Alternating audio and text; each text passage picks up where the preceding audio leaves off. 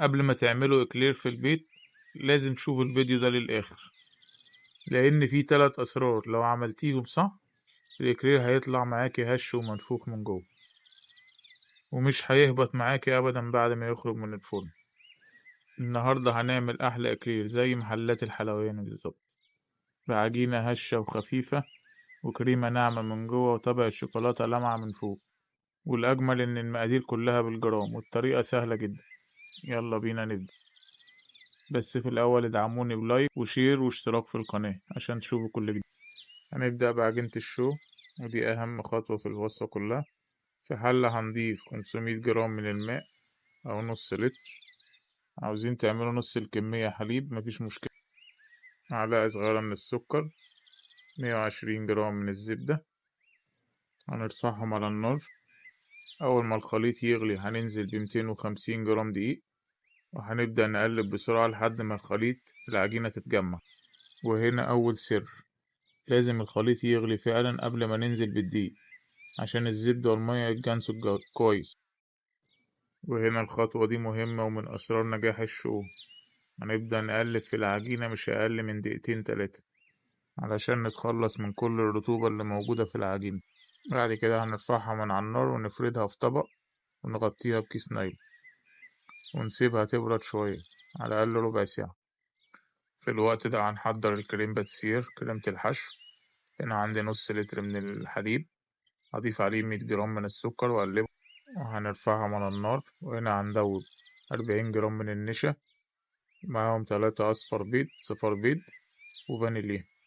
هندوبهم في شوية حليب، وأول ما الحليب يبدأ يغلي هننزل بالخليط بالتدريج مع التقليب المستمر علشان تطلع أحلى كريمة ناعمة.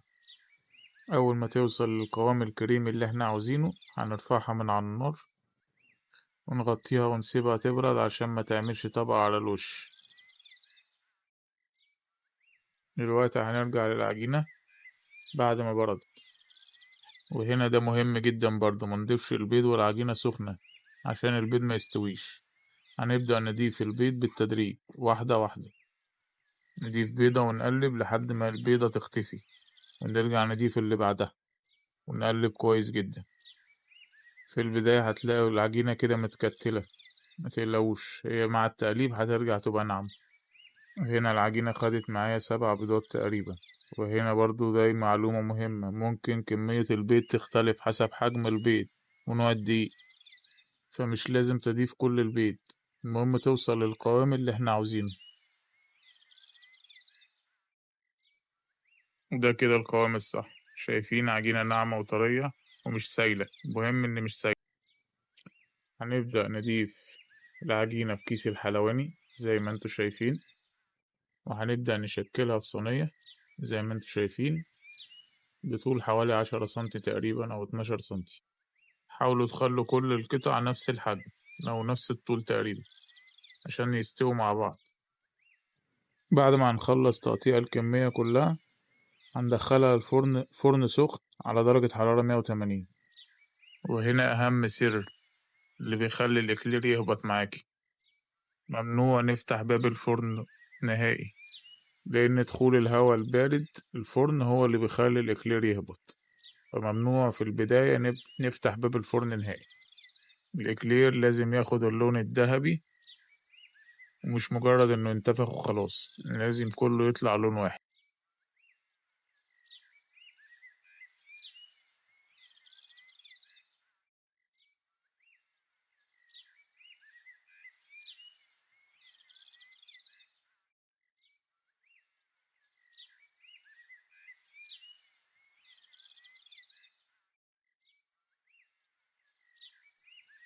بعد ما الإكلير يخرج من الفرن هنسيبه يبرد تماما، ممنوع نحشيه وهو سخن. وهنبدأ نعمل فيه فتحات من تحت زي ما انتوا شايفين، ونملاه بالكريم أو نقصه بسكينة من الجنب ونملاه زي ما انتوا عاوزين. الأسهل والأنسب ليكم اعملوه زي ما انتوا شايفين. بعد ما حشينا الكمية كلها هنبدأ نغطي الوجه بالشوكولاتة زي ما انتوا شايفين. أنا هنا مسيح الشوكولاتة على حمام مية، شوكولاتة خام معلهاش أي إضافات، ممكن تضيفوا معلقة زبدة عشان تاخدي اللمعة اللي انت شايفاها دي. هنبدأ نغطي الكمية كلها بالشوكولاتة زي ما انتم شايفين ونسيبها تبرد، وبكده يكون إكليرنا خلص.